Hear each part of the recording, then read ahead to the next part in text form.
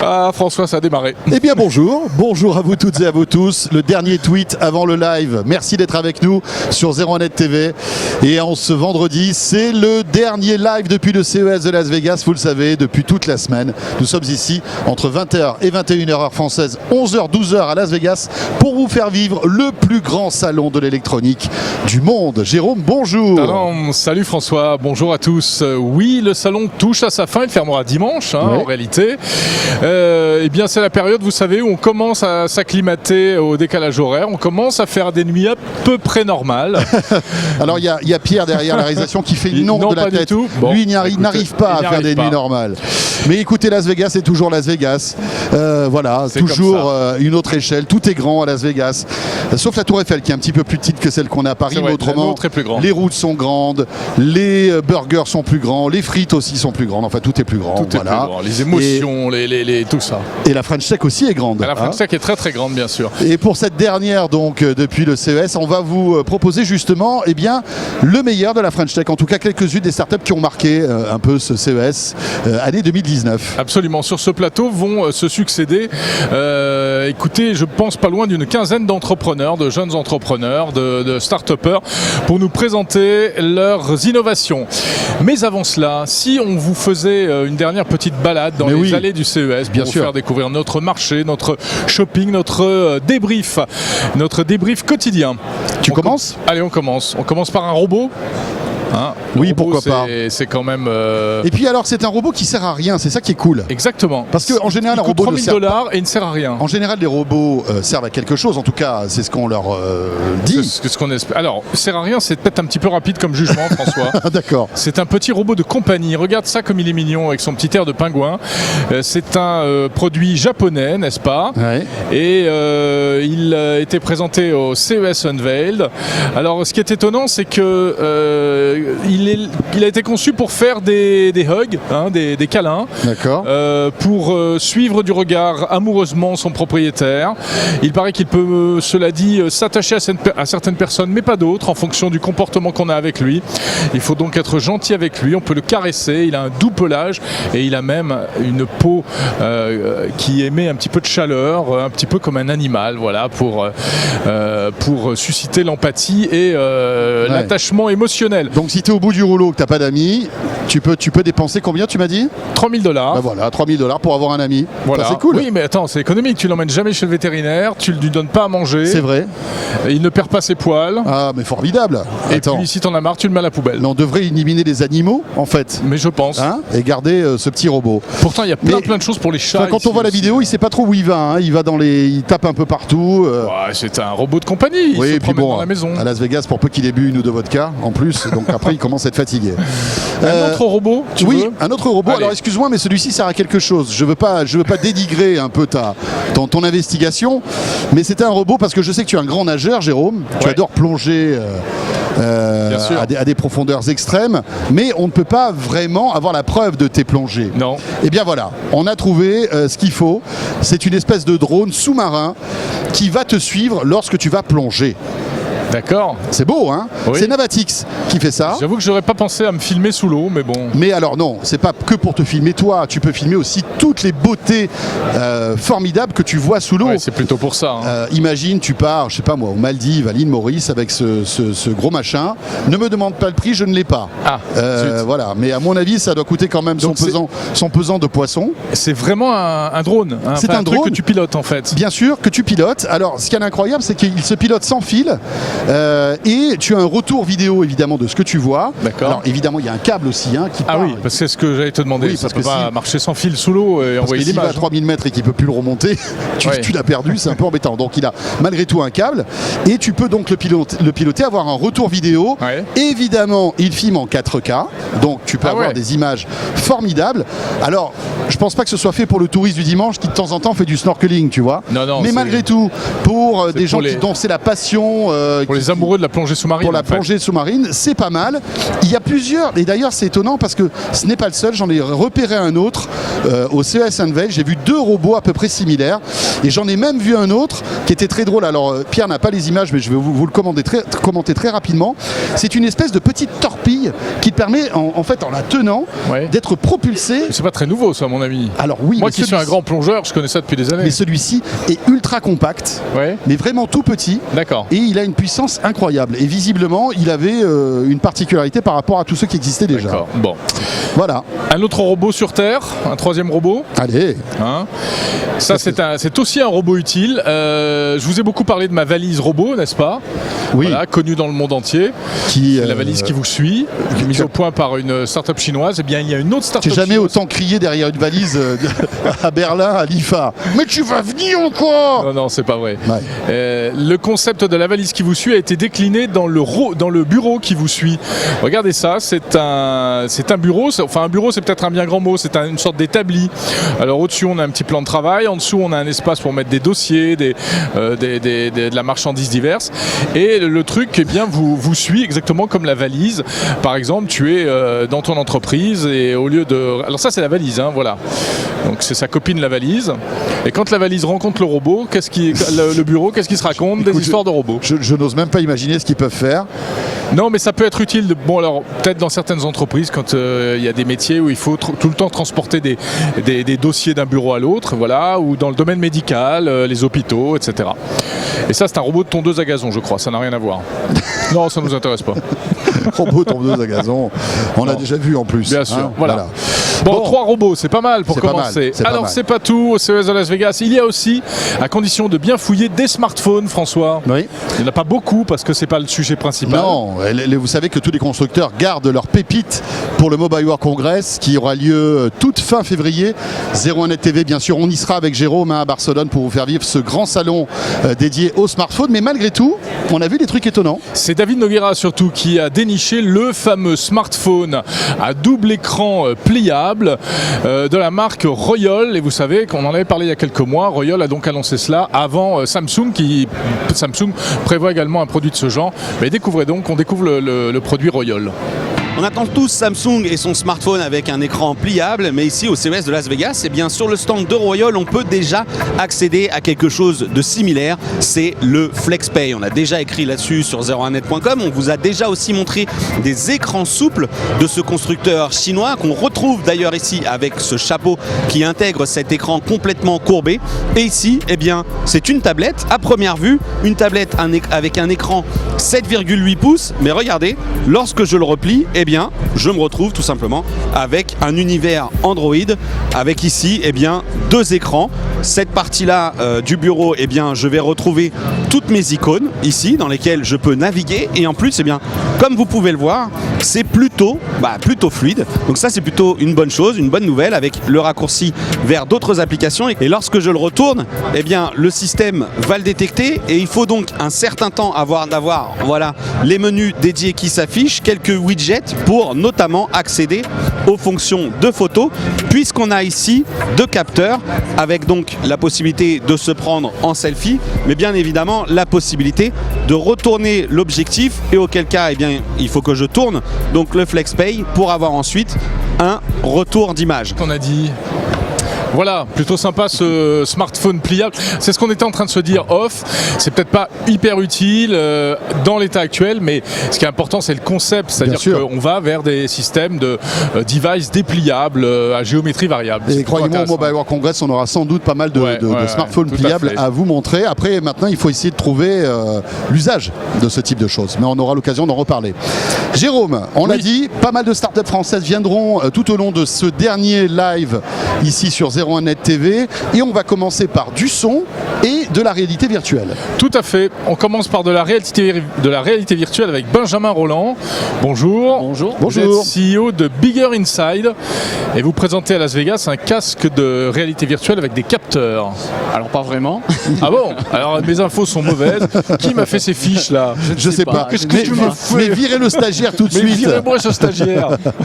Alors vous avez Non, je fais une cabine de massage. image en fait. Tout à fait. Non. Oui. Alors Alors expliquez-nous. vous avez bon pour la capture de mouvement, mais bon le casque. Ah, il n'y a c'est pas de nous qui- casque. Le casque, c'est pas nous qui le faisons, donc on va pas dire qu'on le présente. D'accord. ok. Oui, donc nous ce que nous faisons, c'est une expérience complète en fait. On propose un nouveau genre de pratique sportive qui fusionne le jeu vidéo et la réalité.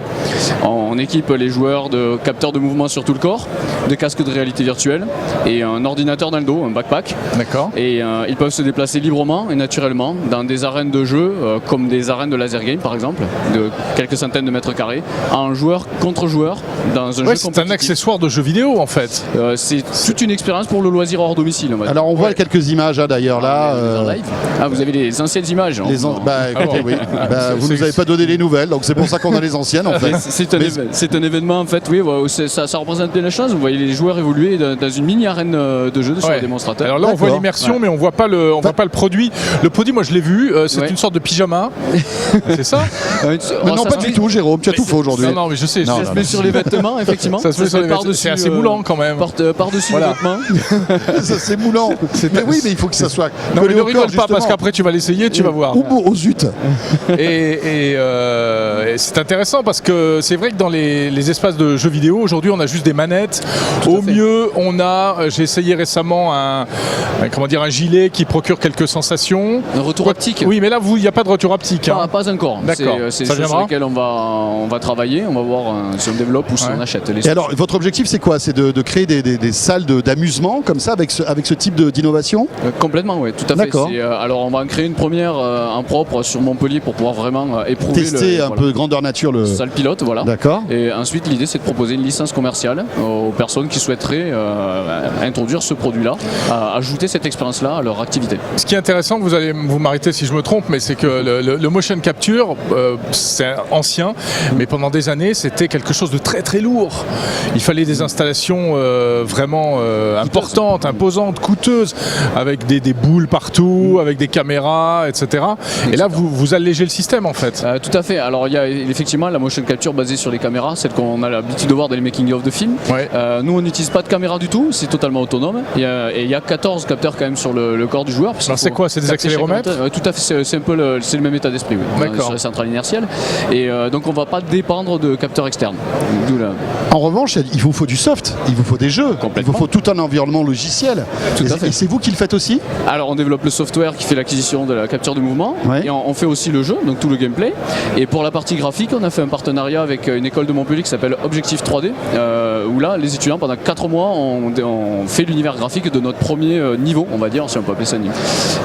Mais l'idéal, ça serait de pouvoir avoir des licences de jeux, c'est-à-dire, je sais pas moi, une scène de Call of Duty ou un truc comme ça. Non, on On peut n'est pas pas imaginer. parti sur cet état d'esprit parce qu'en fait on est vraiment sur un jeu, un ensemble, c'est-à-dire qu'il y a le contrôleur, c'est la combinaison, c'est le joueur vraiment, parce Ouais. qu'on interagit avec le corps, on envoie des boules d'énergie avec son Ouais, bras, c'est etc. génial. Donc c'est un ensemble vraiment. Le jeu et le contrôleur vont ensemble pour définir le gameplay. Par contre, là on a une première expérience. Le but évidemment c'est de proposer D'avoir une évolution, plusieurs jeux. du contenu qui va évoluer en permanence, etc. Et alors, Combien ça peut coûter une combinaison comme ça? On vend pas en fait la combinaison. oui, c'est le. On propose vraiment une licence qui va inclure le matériel, le logiciel et le jeu. D'accord. Justement au loisir. Et quand est-ce que les Montpelliérains pourront tester tout ça, grandeur nature? Printemps 2019, objectif Ah ouais. d'ouverture de la première salle. Et ensuite. Ça sera où? Bah, faites alors, un peu on votre n'a pub. pas encore les locaux. Ah, vous n'avez pas encore les On est en train locaux? de les identifier. Ouais. Ah oui. Eh oui. Il vous faut des grands locaux en plus. Laisse-leur le temps un peu. Oui, oui, bien sûr. Non, mais- T'as pas un hangar à Montpellier, par hasard? Ouais, j'ai trouvé ça. Très bien placé, avec un tram à côté. C'est et, ça. Pour un Bien loyer sûr. minimum. Minimum, c'est ça, c'est ça. Mais je pense que ça peut avoir du sens dans les centres commerciaux ou pas loin des centres commerciaux parce que en général les nouveaux centres comme ça aiment bien avoir des animations, Tout à fait, ouais. des choses comme ça parce qu'on n'a pas tous envie de faire du shopping. Si vous avez besoin d'un conseiller marketing, y a Voilà, pas je de suis là, problème. hein, n'hésitez pas, il n'y a pas de problème. J'ai ma petite mallette, je peux venir. Ouais, ouais. Vous avez la Voilà. double casquette. Bon, Merci beaucoup. Merci à Et on souhaite donc bon vent à Big Air Inside, Benjamin. Merci. Merci beaucoup. On va parler d'autre chose, François, on va parler de son. Oui. Il y a pas mal d'innovations liées à l'audio, beaucoup d'enceintes, enceintes connectées. Et on vous a déniché une enceinte connectée à la française qui est assez particulière avec notre invité Jean Beauve. Bonjour. Bonjour. Bonjour. Bonjour. Vous êtes d'Aix-en-Provence, c'est ça? Je suis à Aix-en-Provence, tout à fait. Montpellier, Aix-en-Provence, c'est Sud Power. Ah, on quand est dans même, le là, hein. sud, yes. Écoutez, c'est bien. Et mais c'est vrai que juste avant que vous nous expliquiez un petit peu à quoi sert votre appareil là, on a Jérôme, c'est fou le nombre de startups françaises Dans qui le sont sont spécialisés dans le son. Tout à fait. C'est dingue, hein, il y en a énormément. Alors Jean, expliquez-nous ce qu'est OW1. Voilà, O1, c'est en fait un concept de la chaîne Hi-Fi portable. En fait, on s'est rendu compte que notre slogan, c'est Feel the Music. Feel the Music, tout le monde nous demande, mais qu'est-ce que ça veut dire? En fait, c'est ressentir les émotions lorsque vous écoutez de la musique. Et aujourd'hui, alors qu'à mon âge, quand j'étais petit, la chaîne Hi-Fi était l'élément le plus important de notre vie. C'est la première chose qu'on déballait quand on mettait nos cartons. C'est vrai. Et on avait des émotions. Pour pouvoir continuer à déménager en musique, hein, voilà. ou à emménager. On avait des émotions parce que c'était des grosses enceintes, des gros amplis, etc. Et malheureusement, depuis que les enceintes Bluetooth sont arrivées, qui respectent la nomadité des gens, on a perdu les émotions. On les a perdues d'une part parce que la qualité sonore est moins bonne et d'autre part parce que l'expérience elle-même est moins bonne. L'expérience de...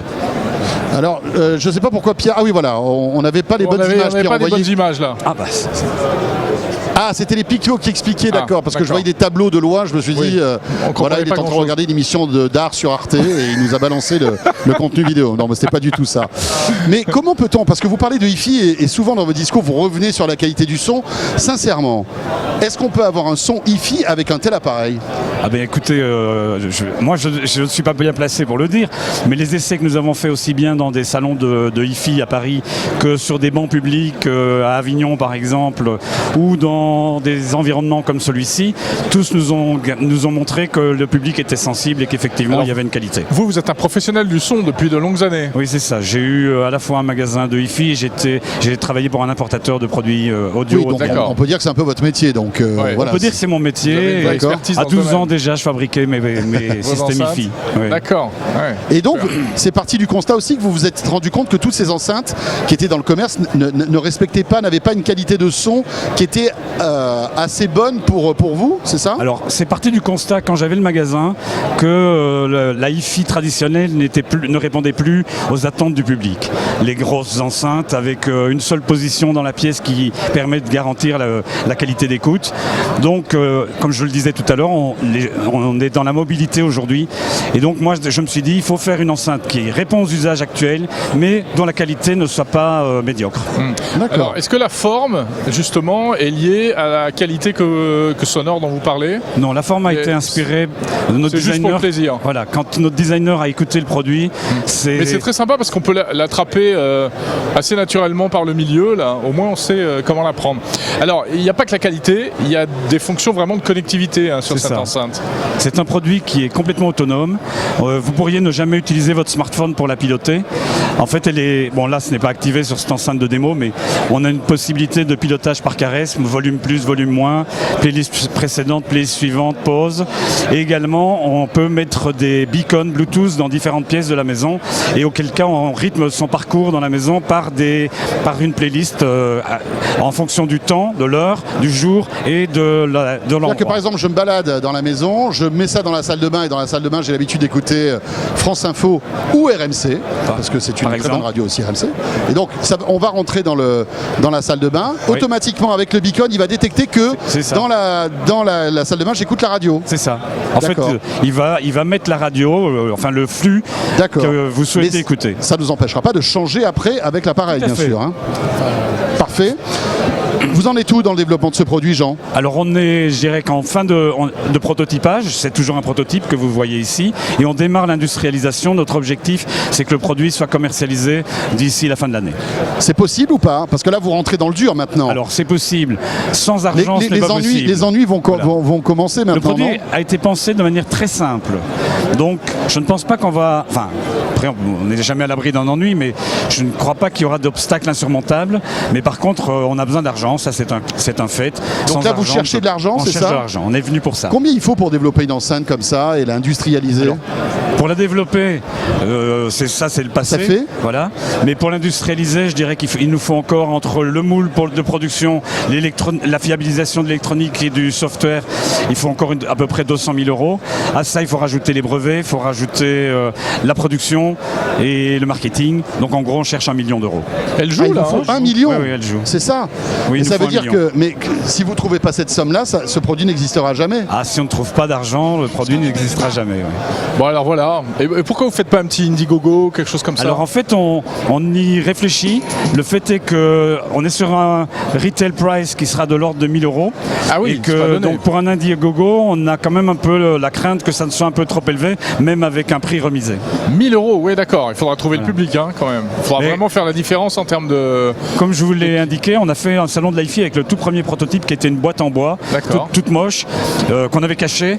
Et les gens nous disaient, le son, ça vaut plus de 1 000 €. Bah écoutez, Bah écoutez, très bien. C'est En tout le revanche, mal c'est du qu'on vous mono souhaite. votre histoire là. Alors c'est un système mono, mais c'est un système qui spatialise le son. Et selon les enregistrements, si on a un enregistrement fait avec 2 micros, on arrive même à avoir de la stéréo. Donc on a en gros une scène sonore de 2 mètres de large, 2 mètres de haut, 1,50 m de profondeur. D'accord. Ah, c'est dommage parce que j'ai plein d'autres questions, parce que c'est un truc qui me passionne, mais on n'a pas le temps. Merci en tout cas. merci beaucoup et bonne chance C'est pour moi la qui suite. Merci et bonne Jean chance pour Bauve. O1, ça s'appelle, c'est comme ça, O1. Merci Jean. Jean qui passe devant les caméras, mais Oui, c'est pas grave, on est en allons-y, direct Guélan. les amis, aucun souci. Florilège de start-up, Jérôme, Ça dans ce n'arrête pas. CES. Allez, les unes après les autres. Et dans ce 01 live. On Et- va donner la parole tout de suite à Icar. Oui. Icar. Avec Fabien qui est avec nous, Fabien de la société, donc, enfin voilà, de ce petit, cette petite bague qui est un peu magique. On en avait parlé il y a peut-être 2 ans, non, sur 01net TV, je pense, ça. au Oui, village. on vous connaît, on vous au a village déjà Baïséa. rencontré, on vous a attrapé au début de l'histoire. Alors où on est Alors d'abord, rappelez-nous un petit peu ce qu'est Icar, ou c'est pas le nom de la bague, comment elle s'appelle? Alors la bague s'appelle iCliss. iCliss. Alors déjà, qu'est-ce que c'est que cette bague? Bonjour à tous, merci Bonjour. de m'accueillir aujourd'hui. Alors, pour rappel, la bague que nous avons aujourd'hui, c'est une bague qui sert à remplacer le portefeuille et le porte-clés. Avec cette bague, vous allez pouvoir démarrer votre voiture, vous identifier au travail comme à la maison et surtout payer en sans contact d'un simple geste de la main. Alors attendez, on la met autour du doigt quand même. C'est ça. Voilà. Voilà. Et donc, comment elle va avoir toutes ces informations en fait? Il faut la pairer avec son téléphone. Alors. C'est du Bluetooth, c'est que du NFC. Comment ça marche? Alors la bague ne fonctionne qu'en NFC passif, donc du coup elle n'a pas de batterie, elle est autonome, on ne la recharge pas. Ça c'est bien. Et il y a une application smartphone qui permet de programmer la bague, où on a notamment... Alors vous nous faites la l'activité. démo là, mais finalement, nous, c'est pas qu'on s'en fout, mais il faudrait peut-être le montrer aux gens qui sont là et qui, par exemple, Jean-David tient la caméra pour expliquer comment ça fonctionne. Donc on va lui donner plusieurs tâches à cette bague, c'est ça? exact, c'est exact. Et ce qui est vraiment sympa, c'est que le design de la bague, il a été réalisé par Philippe Stark, Qui est un petit designer qui est en qu'on train de connaît très monter, peu. voilà, c'est ça. Voilà, c'est ça. Mais comment ça s'est passé, tiens, la rencontre avec Stark? Parce que j'imagine que c'est un designer intouchable, compliqué on va dire, à convaincre. Comment ça s'est passé? Alors, il a fallu beaucoup de patience et être très persévérant. On est passé par le canal classique, entre guillemets, on a envoyé un mail par rapport à son agence. On a relancé, on a eu de la chance de tomber sur une personne qui nous a écoutés, qui a pris un peu de temps pour nous. Bon, il faut dire qu'il est très ouvert sur tous les sujets techno. Alors c'est quelqu'un qui est l'agence passionné par la technologie, Ouais. il a réalisé la Freebox, Freebox, c'est ça, Freebox de Xavier Révolution. La Niel. précédente. Exactement, Révolution. pas la dernière, l'avant-dernière. Et c'est quelqu'un qui est incroyablement intéressé par tout ce qui est la technologie, le fait de pouvoir Oui, parce qu'il il comprend, lui il s'occupe du design, mais en même temps il comprend les impératifs technologiques, c'est-à-dire qu'il faut mettre de l'électronique là-dedans. Exactement. Et en fait, on a dû refaire toute l'industrialisation de la bague grâce ou à cause de son intervention. Et donc c'est pour ça qu'on a forcément encore pris du retard, mais ce qui nous permet d'avoir aujourd'hui un véritable bijou de technologie. Et si on regarde la bague d'un peu plus près, on s'aperçoit qu'elle n'est pas complètement ronde. Et Oui, c'est c'est lui ce que qui a j'allais vous dire. imposé justement J'ai cru cette qu'elle était forme-là. déformée. C'est ça, pas du tout en fait. Elle J'osais épouse pas le parfaitement dire, la forme mais- du doigt. Et quand on regarde notre doigt, on s'aperçoit que le doigt n'est pas rond. Ah. Et pour qu'elle épouse parfaitement la forme du doigt, il l'a réalisé avec cette forme-là. Et il D'accord. qualifie le bijou d'intelligence élégante. Donc voici Oh là en là. avant-première ICliss by Stark. Bon, alors pourquoi une bague pour payer dans les magasins alors que je peux très bien le faire avec mon smartphone ou avec ma montre? Alors on peut le faire avec le smartphone, on peut le faire avec la montre. La différence, c'est que la bague, elle est complètement J'allais dire autonome. avec de l'argent, mais bon, ça c'était au siècle d'avant. Ah, ça n'existe avec, plus, ça, maintenant. Non, ça n'existe plus. On peut le faire avec une bague car elle est complètement autonome. Et de plus, il y a une grosse intuitivité par rapport au geste. Et si on réalise un peu ce qu'on fait dans notre vie de tous les jours, nos mains servent à tout faire. On tient le micro avec nos mains, on prend notre téléphone avec les mains, on ouvre une porte avec nos mains, notre carte dans le portefeuille, on la prend avec les mains. Donc forcément, il fallait que l'objet ultime de paiement soit sur les mains. Et il n'y a rien de mieux qu'une bague. Et on ne risque pas de payer par inadvertance. Je sais pas, je passe devant une Jaguar, je glisse la main et tac. J'ai ouvert la Jaguar, oh quel dommage. Oui, ou je l'ai acheté. Non, mais j'imagine qu'il y a après des confirmations à faire sur le smartphone. Alors non, justement, le smartphone et la bague ne sont pas connectés en direct. Donc même si mon smartphone n'a plus de batterie, la bague fonctionne quand même. Et oui, puisque en fait elle est autonome. Ouais. C'est ça. D'accord. En revanche, la bague comprend un système de contrôle de l'émission des ondes. Il y a beaucoup de rumeurs par rapport au sans contact, par rapport au risque dans les foules, dans les métros. Et pour faire fonctionner la bague, il faut pincer un côté pour autoriser l'émission et du coup permettre le paiement. Donc si quelqu'un passe devant avec un terminal frauduleux, il ne pourra vraiment rien en faire. Bon, après il y a le look. Est-ce qu'on a tous envie de porter ce type de bague? Est-ce que vous allez inventer et avoir des designs un peu différents? Alors Philippe Starck, il s'est pas contenté de juste faire le design de la bague. Il occupe le rôle de directeur artistique et il nous a réalisé 53 designs de bagues. Donc il a fallu choisir. Évidemment, on ne sortira pas tout d'un coup. Les prochains designs seront révélés au fur et à mesure. Mais aujourd'hui, on lance le premier modèle de Starck avec Lease by Starck. On a ouvert les précommandes il y a 4 jours pour le prix de 149 €. Et donc ça y est, c'est lancé. C'est lancé, les précommandes sont disponibles. On livrera les précommandes à partir du mois de mai. Très bien. Et les autres modèles, si celui-ci ne me plaît pas, arriveront quand? On est toujours en train de travailler avec Philippe Starck pour voir quand est-ce que c'est le plus pertinent pour lancer les autres modèles. D'accord. Alors juste une précision, cette start-up est basée en Corse. Eh oui, c'est ce que j'allais dire. Jérôme, une ville qui m'est chère, en plus Ajaccio, donc voilà, il y a de l'innovation partout, et même sur l'île de Beauté, ça.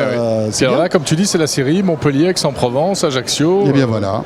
On est très content de pouvoir Je ne travailler. sais pas chez d'où nous. vient notre prochain invité, mais c'est très bien. Oh là C'est là, parfait. non, le prochain invité vient du Nord. Ah, Oh bah, là écoutez, là il là en là faut là. aussi, Bon, il en faut. Je sais pas si on va le garder. Exactement. Merci Bon, beaucoup c'est pas Fabien grave. et Merci bonne chance beaucoup. donc pour Ricard. Merci à vous. François, Merci à vous. Je te propose qu'on fasse une petite incartade sur un autre sujet, mais pas très éloigné. On parlait de voitures et de la possibilité d'interagir comme ça avec les véhicules. David Noguera est allé tester une voiture autonome qu'on peut piloter à distance. C'est intéressant parce qu'il y a beaucoup de voitures autonomes ici au CES de Las Vegas et on a l'impression que finalement, les voitures autonomes, de temps en temps, on aura besoin de reprendre la main de manière humaine dessus et y compris à distance. Donc regardez ce que ça donne. Après notre escapade en véhicule autonome Drive4You Valeo, il est temps pour nous de vous présenter une autre technologie, Drive4You Remote, la capacité via un opérateur externe de prendre la main sur un véhicule autonome. Pensez par exemple, cas d'usage, le véhicule autonome se retrouve dans une zone de chantier, il ne sait plus quoi faire, et bien à charge d'un opérateur à distance de prendre la main. On va commencer la démo. You can start. Ok, regardez, de l'autre côté de cette vitre, un véhicule, une Volkswagen, vient de démarrer son parcours. Alors là, imaginez juste qu'on est en situation où effectivement le véhicule autonome aurait rencontré une difficulté. La personne qui est à l'intérieur de ce véhicule Volkswagen, eh bien, comme vous pouvez le voir à l'image, elle ne fait rien, elle ne touche à rien. C'est notre opérateur ici à distance qui, grâce à ce volant et le jeu de pédalier qu'il a au niveau du sol, eh bien, a pris complètement le contrôle. Ce que l'on peut voir ici sur ces 3 écrans, eh bien, c'est le retour vidéo des différentes caméras qui sont intégrées sur le véhicule à l'avant, au niveau des rétroviseurs aussi. Et on a d'ailleurs un retour vidéo des systèmes de caméras de parking. Là, on voit bien que le véhicule s'est arrêté au feu rouge et ce retour vidéo, alors il est un petit peu dégradé parce que tout simplement, la force de cette démo de Valeo, eh bien, c'est qu'elle utilise tout simplement une connexion 4G, donc une liaison existante et mieux encore une liaison qui est même partagée ici avec toutes les personnes ici présentes au CES de Las Vegas et donc forcément, c'est pour ça qu'on a un petit peu de perte de qualité de vidéo. L'objectif, c'est évidemment d'avoir un système comme celui-ci avec la 5G pour avoir un temps de latence encore plus court. Ici, on nous annonce qu'on est sur quelque chose proche des 400-500 millisecondes, donc c'est pas énorme. On voit bien quand même qu'il n'y a pas de difficulté ici sur ce parking. Visiblement, notre opérateur peut tout à fait manœuvrer le véhicule. À noter, bien évidemment, que tous les capteurs, senseurs, lidar, etc. qui sont présents sur le véhicule à l'extérieur du parking, eh bien, sont prioritaires sur toutes les commandes de l'opérateur. Si jamais une personne traverse devant de manière inopinée, eh bien, les systèmes de freinage d'urgence interviendront si jamais il y a un obstacle impossible pour l'opérateur de crasher le véhicule.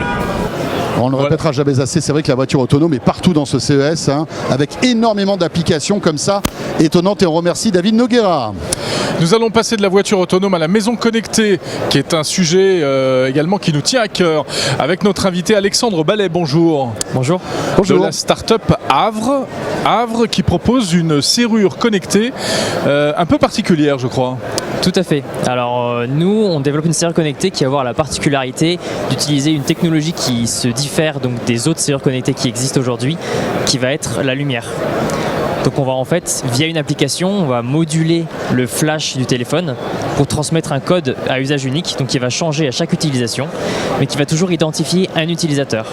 Donc la serrure, elle, est équipée d'un capteur lumineux qui va permettre d'analyser ce signal et donc de vérifier si cette personne en question a accès à la serrure à l'instant T. Donc je suis devant ma porte d'entrée, je veux rentrer, je prends mon téléphone, je lance l'appli. J'appuie sur un bouton, là le flash va envoyer une séquence en quelque sorte. Exactement. Que la serrure va détecter, va reconnaître et la porte va s'ouvrir. C'est ça si j'ai bien compris. Tout à fait, tout à fait. Donc on va vraiment avoir un pattern spécifique pour chaque personne qui va évoluer à chaque utilisation pour éviter que le code soit filmé et répété à la serrure. Et donc la serrure, elle, est au courant des personnes qui ont accès. Donc via l'application, on va pouvoir partager des accès limités ou illimités à des proches, à des personnes qui vont venir livrer chez vous par exemple, ou prendre soin de vos proches pour ce qui est de l'aide à domicile par exemple. Alors Alexandre, moi j'ai une petite question. Pourquoi la lumière? Pourquoi pas le Bluetooth? Pourquoi pas l'empreinte digitale? Pourquoi pas le Wi-Fi? Aujourd'hui il y a plein de systèmes d'identification. Pourquoi avoir choisi la lumière? Alors il y a plusieurs raisons. La première est une raison de sécurité. Via la lumière, on va émettre donc un signal qui est très local, qui ne va pas traverser les murs. On ne va pas avoir un réseau comme un réseau Bluetooth à maintenir en permanence que quelqu'un pourrait intercepter et répéter à la serrure. La deuxième raison, ça serait une raison d'interférence. Plusieurs appareils existants dans un même écosystème avec du Bluetooth ou du Wi-Fi peuvent interférer et fonctionner plus ou moins bien. Et la troisième raison, ça va être l'autonomie en énergie. Nous, on n'a pas de réseau à maintenir comme du Bluetooth, du NFC, du RFID. On va vraiment avoir juste un capteur lumineux qui va juste attendre une impulsion électrique. Tout à fait, exactement. C'est plus pérenne. Tout à fait. Tous les téléphones sont compatibles? Alors, le contrôle du flash a vraiment été développé et stable à partir de 2014. Avant, c'est quelque chose qui a été laissé un petit peu de côté. Alors maintenant, tous les téléphones, à partir de 2014, sont compatibles. Et quel est le niveau de sécurité? Quelle est la garantie que je ne me fasse pas pirater? Alors les codes qui sont envoyés sont sur 100 bits, c'est-à-dire qu'on a 100, 1 et 0 d'affilée. Donc on a 2 puissance 100 possibilités pour chaque code qui est généré. Et vu que le code change à chaque utilisation, donc si je flash 2 fois la serrure, ce sera un code différent. C'est-à-dire que personne ne pourra filmer le code et le répéter à la serrure. D'accord, mais j'ai plus de batterie sur mon téléphone, comment je rentre?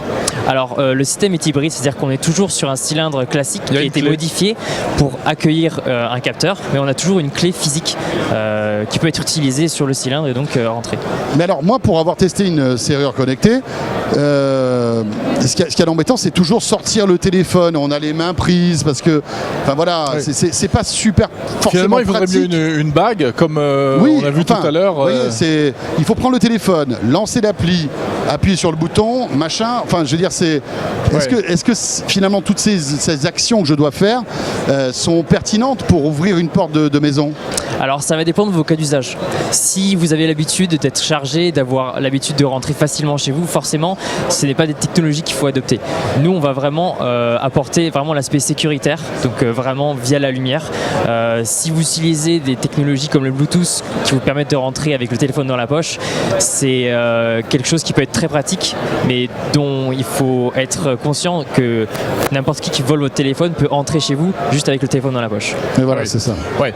Mais l'intérêt de ce système-là, c'est surtout pour les locations, pour les Airbnb, etc. C'est-à-dire la possibilité d'envoyer des clés à distance. Et là, il y a un vrai marché, il y a une vraie demande. Hein. Absolument, absolument. Donc vous n'avez plus besoin, lorsque vous louez un Airbnb, d'être présent physiquement, de prêter la clé, d'avoir peur que la personne copie ou perde la clé de chez vous.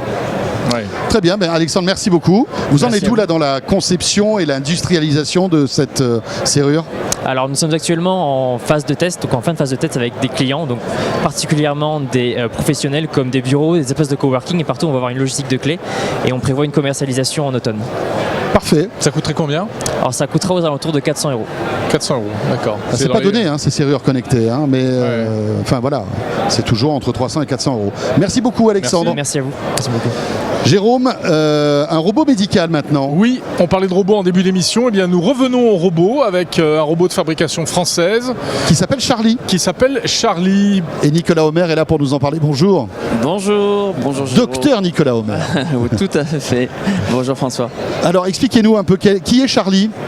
Alors Charlie est un robot médical. Donc je suis médecin, je suis aussi papa du Charlie et d'un petit Charles qui a 4 ans et qui doit subir de très longues hospitalisations en pédiatrie depuis une année et qui m'a donné l'envie impérieuse d'aider à la fois nos petits patients mais nos patients au quotidien de mon expertise de médecin mais aussi nos infirmières. Les voyant au quotidien travailler ardemment, et il nous fallait vraiment les aider, leur donner du temps davantage auprès de leurs patients. Donc Charlie n'est pas là pour remplacer une infirmière, est vraiment là pour servir le personnel soignant au quotidien. 30% des tâches des infirmières, François, c'est courir dans les couloirs, pousser des chariots, tirer, amener du matériel médical. Charlie va en fait les délester de ce temps-là et donc leur redonner ces 30-40%, parfois et certaines estiment 50% de leur temps, et donc leur donner ce temps auprès de leurs patients et auprès de leurs soins à préparer. Par ailleurs, l'infantilisation, la perte d'autonomie d'un patient qui arrive dès la porte du service franchie. On voit des images là d'ailleurs, hein, docteur, que vous nous avez données. Exactement. Donc on est en situation en fait.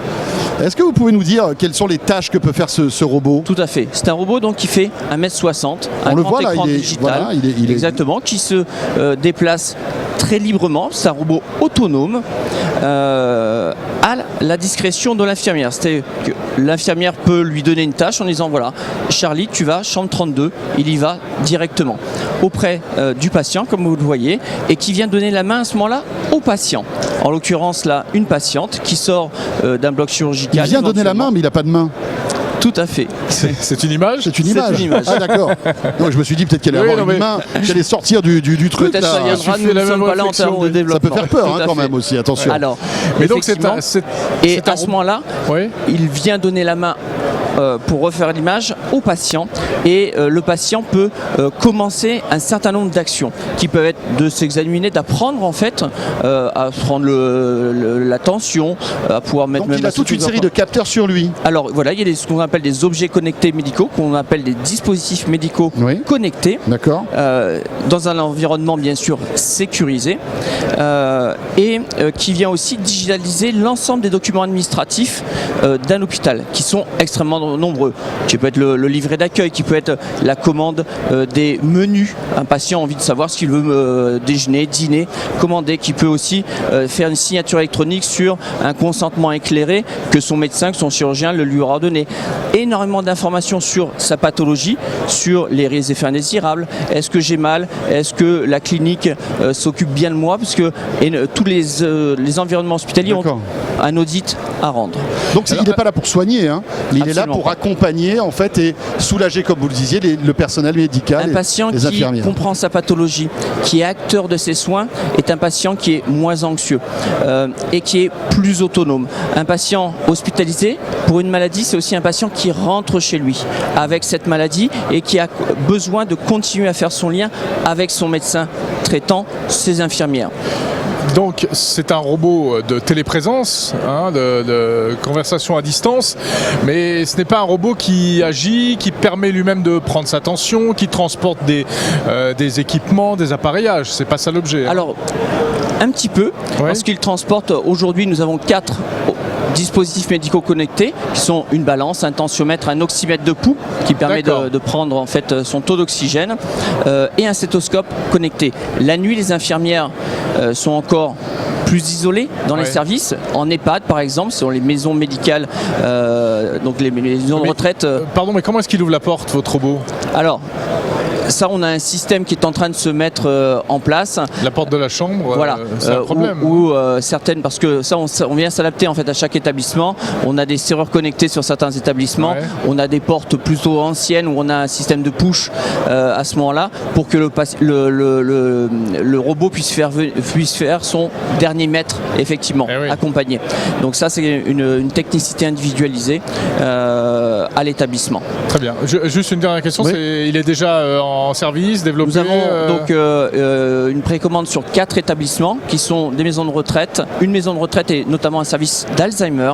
Ça va être très intéressant de Ouais. co-créer en gériatrie, un service de pédiatrie bien sûr et un service de médecine classique. Et vous pensez Sur qu'on peut, l'Occitanie. on peut améliorer encore l'arrivée des robots dans les hôpitaux?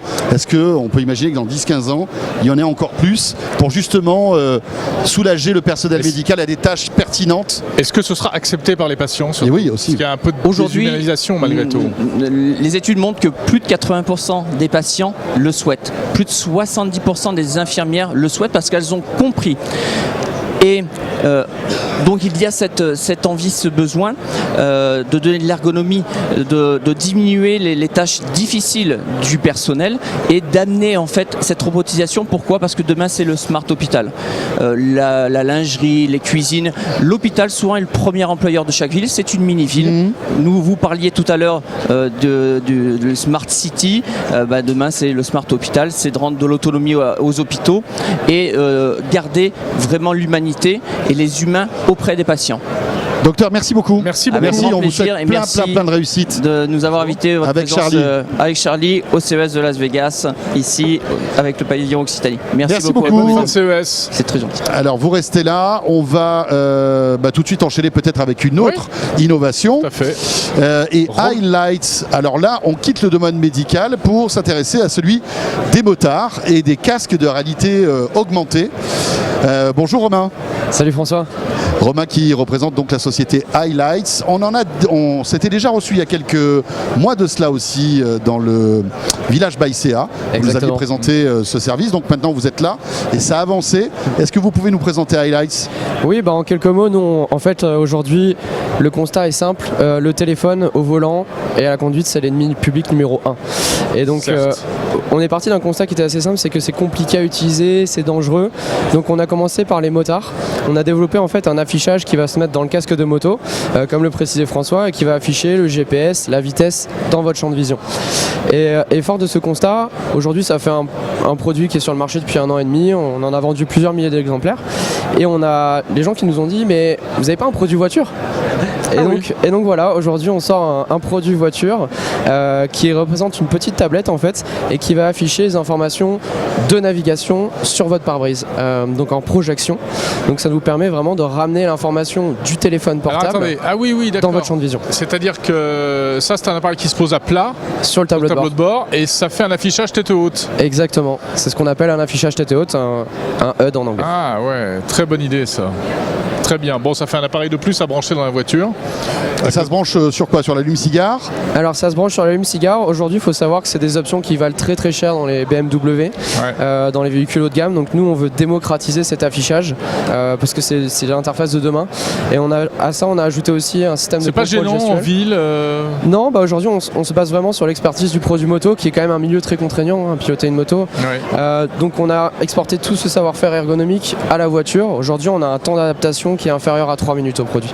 Vous en êtes où? Ce produit existe déjà? Alors, le produit a été annoncé au CES il y a quelques jours. Donc, on est en stade pré-industriel, sachant qu'on utilise la même ligne de fabrication que la moto.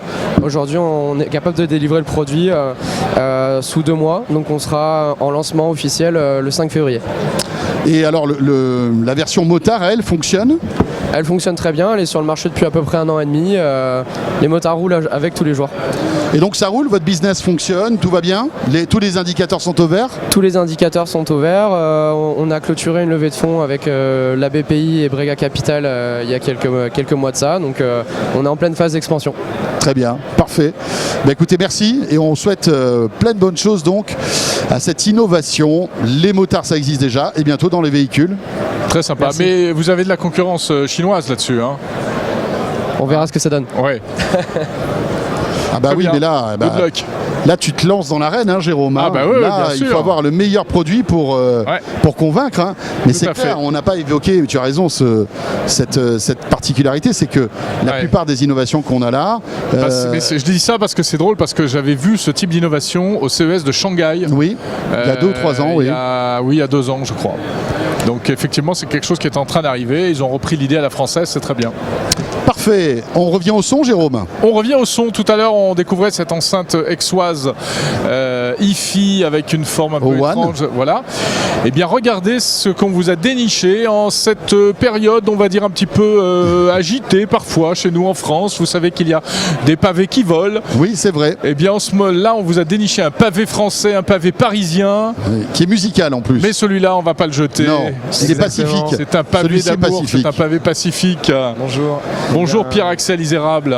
Bonjour à tous. Et donc on a entre les mains le pavé parisien. C'est ça exactement, le pavé parisien, c'est le seul pavé qu'on ne C'est jette pas. iconoclaste d'avoir choisi ce nom. Vous avez votre slogan là. On a notre slogan, on l'a trouvé sur le CES, Non, mais c'est pas mal dingue. de personnes nous en ont parlé. Mais l'actu, alors juste entre parenthèses, cette actu vous dessert sincèrement. On est assez neutre dessus, on n'essaye pas de surfer sur cette vague. Parce que bon, vous vous a fait la blague, mais mais j'imagine qu'il y en a plein qui vous la font aussi, non? Oui, complètement. Alors voilà. sur internet, il y a pas mal de personnes qui pensent que le produit est sorti après les gilets jaunes. C'est un handicap pour vous, tout ça, ça brouille la com?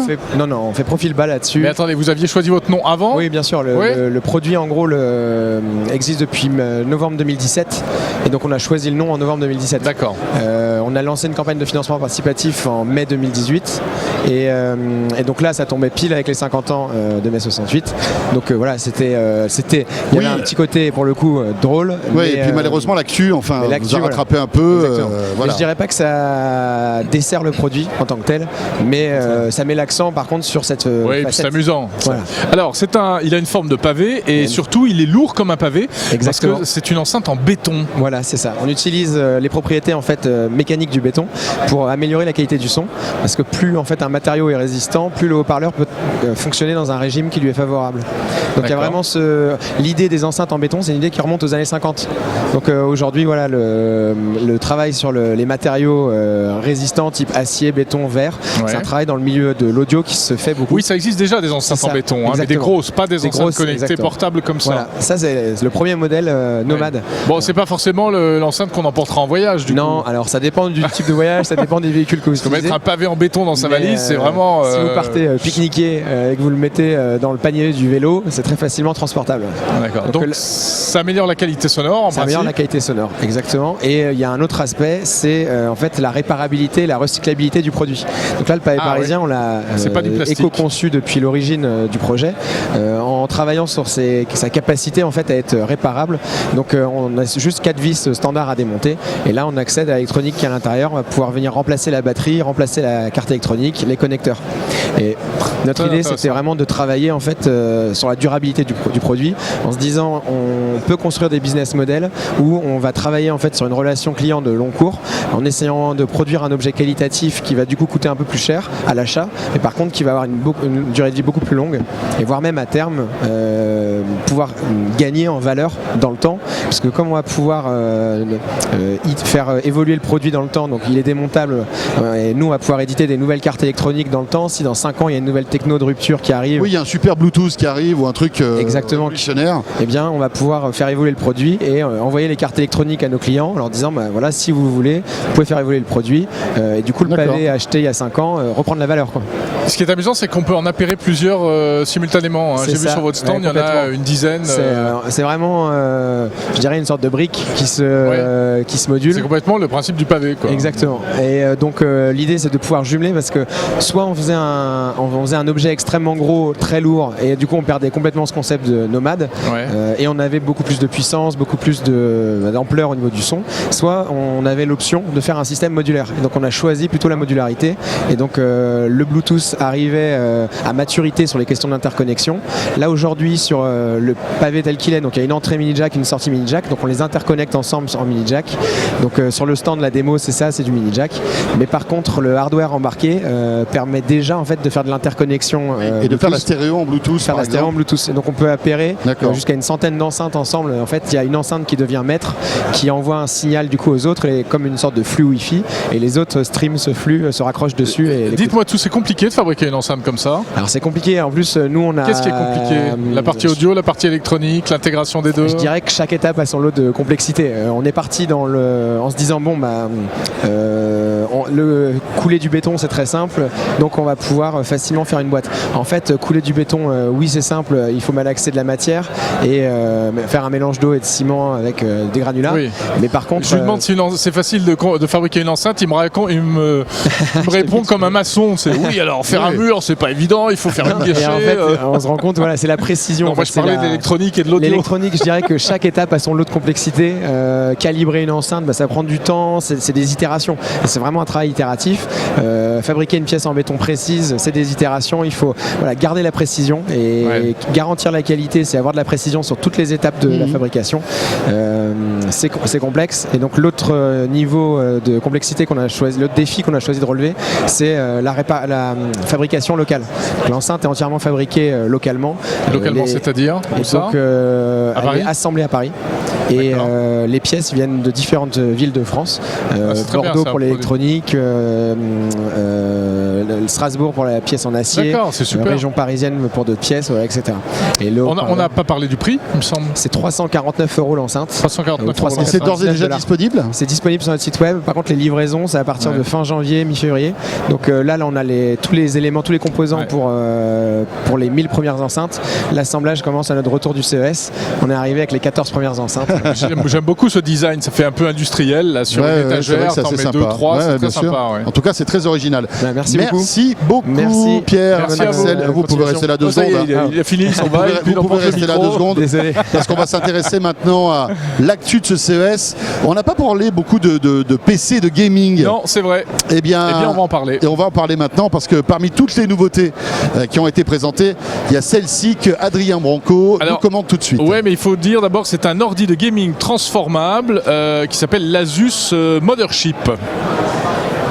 Si on devait définir le Mothership, on pourrait presque dire que c'est un genre de surface du gaming. Le Mothership, c'est ça, cet écran qui ressemble un petit peu à un tout en un et qui, une fois relié au clavier, fait un petit peu penser au Microsoft Surface, la puissance de feu en plus. Imaginez bien, à l'intérieur, les tout derniers Core i7, les RTX 2080 de Nvidia. Autant vous dire que c'est du gros, c'est du lourd. C'est un nouveau format qui est fait pour être plus facilement transporté, mais qui a été aussi pensé de manière assez fine avec les joueurs pour coller à une ergonomie bien particulière. Alors c'est vrai que ce type de clavier découle vraiment d'une étude qu'on a faite auprès des gamers en se rendant compte de la manière dont ils utilisaient leurs produits. Il y a souvent une proximité par rapport à l'écran qui est forte. Les anciens claviers nous éloignent de l'écran forcément, il faut mettre la place du clavier. Et puis on va avoir souvent l'utilisation d'un clavier qui va être déporté un petit peu sur la gauche pour pouvoir mettre la souris sur la droite, garder vraiment le regard sur l'écran et pouvoir très rapidement aller regarder sur le clavier ou situer les touches. Donc ce clavier en pouvant se retirer du form factor, enfin du châssis, pouvant se mettre sur le côté, va vraiment offrir cette fonctionnalité-là de pouvoir le décaler, utiliser la souris et être plus efficace dans son jeu. C'est un peu le PC à la Transformer, hein. Complètement. Complètement. Mais j'adore ce concept. Ouais, c'est pas mal du tout. À retrouver bien évidemment sur zeronet.com, des dizaines de vidéos faites par David Nogaret et Adrien Branco sur les nouveautés incontournables de ce CES. Nous allons vous faire découvrir encore d'autres innovations qu'on a repérées. Et alors, il y a une thématique ici qui est assez intéressante, c'est le sport. Bon, le sport version virtuelle. Hein. Oui, voilà, c'est ça. Comment jouer au tennis si tu es tout seul, si tu n'as pas d'amis. Comment aussi jouer au baseball, au golf, au ping-pong aussi. On a des images étonnantes. Et même des haltères connectés. Alors ça, c'est pour vous donner un petit sommaire. On va commencer par le tennis. Pierre, si tu peux, et nous montrer en fait cette innovation qui est assez amusante. Vous allez voir, en fait, aujourd'hui, pour jouer au tennis, Jérôme, il faut être deux. En principe, eh bien, ce monsieur, lui, est tout seul. Ou un mur, mais il joue vraiment au tennis. Donc, il y a des balles qui partent. D'accord. Et il joue contre qui, alors? Et donc, il y a toute une batterie de capteurs tout autour de lui qui vont analyser son geste et imaginer où la balle pourrait aller dans l'écran. D'accord. Et donc, après, si tu veux, elle est renvoyée, cette balle, par un petit tube si tu veux, qui est de l'autre côté de l'écran et qui va renvoyer la balle. Donc en fait, tu as l'impression de vraiment jouer au tennis, sauf que tu es devant un écran avec une espèce de tuyau qui va te tirer la balle à chaque échange. Le tuyau, il n'est pas au milieu de l'écran quand même. Il n'est pas au milieu de l'écran, mais il est sur le côté. Et il est carrément dans l'écran. Ça simule bien la trajectoire. Eh bien voilà, écoute, regarde ces images, c'est quand même assez étonnant. Ah oui, ça marche. Bon alors, j'imagine qu'il y a encore un peu quelques progressions technologiques à faire, mais c'est juste au-dessus. Non, mais ça peut être intéressant pour l'entraînement. Hein. Pour l'entraînement. Après, il faut voir. Voilà. Tu vois, on voit bien la balle qui sort. Après, il faut voir si évidemment c'est précis, si ça a un sens, etc. Ah oui, j'ai compris. Et en fait, le trou, évidemment, c'est pas le trou qui se promène, mais c'est l'image. Voilà, exactement. D'accord. Intéressant, rigolo. Et il me semble que j'ai vu la même chose pour un autre sport, pour le baseball, c'est ça? Exactement, le baseball. Avec donc toute une partie de ce CES au Sands là où tu as pas mal d'innovations liées donc au sport, à la virtualité des sports on va dire les plus populaires. Et après le tennis, donc tu vois là c'est le baseball. Alors moi je suis pas un spécialiste du baseball. Ah bon? Je sais pas si tu connais bien les règles, etc. Je suis un passionné. Mais je pense que le monsieur avec son casque va se recevoir une balle en pleine tête. Hein. On va lui tirer une balle, c'est ça. Enfin une balle. C'est évidemment une balle de baseball. Hein. Alors c'est pas le même jeu, voilà. c'est pas le même stand ça. Hein. Non, pas du tout. Mais donc là encore, tu sais que le lancer en fait au baseball c'est hyper important. Hein. Bien sûr. Quelque chose, voilà, là ça va te simuler. Ça me fait un peu penser au premier jeu sur Wii où tu avais, tu avais du golf, tu lançais ton truc comme ça et tu avais le prolongement en fait de ta balle qui arrivait sur l'écran. Et en fait, c'est un système qui, tu sais, dans les bureaux parfois des big boss, il y a un club de golf pour se décontracter, faire ça pourrait être ça finalement. Tu parlais de golf. Tu parlais de golf, Pierre, on envoie les images de golf aussi. Oh là là, c'est beau, c'est magnifique. Ben oui, après le tennis, après le baseball, il y a le golf. Et regardez cette petite démo qu'on va vous montrer. Toujours dans ce même stand, dans ce même coin du CES où on retrouvait pas mal d'innovations. Ça, c'est au Convention Center. Hein. Non, c'est pas au Convention Center, c'est juste au-dessus. Ah bon? Parce que moi, j'en ai vu au Convention Center. Et là, encore une fois, tu vois, tu as un écran, tu tires et paf, ta balle est simulée. En fait, j'imagine que sur l'écran, il y a un capteur qui va mesurer la puissance de ta balle et sa direction, sa trajectoire. Et après, donc, cette trajectoire va être simulée sur l'écran. Bon, évidemment, ça prend moins de place qu'un vrai terrain de golf. Hein. Forcément. Oui, c'est vrai, tu peux te faire tout un parcours sans sortir de chez toi. En effet. Après, il faut voir, bien sûr, si ça a du sens, si c'est agréable à jouer, si c'est agréable. Autre innovation, Pierre va nous montrer le ping-pong maintenant. Et alors, le ping-pong, tu sais que le ping-pong, il faut toujours être deux pour jouer au ping-pong. Oui. Et ben là, non. Regarde ça.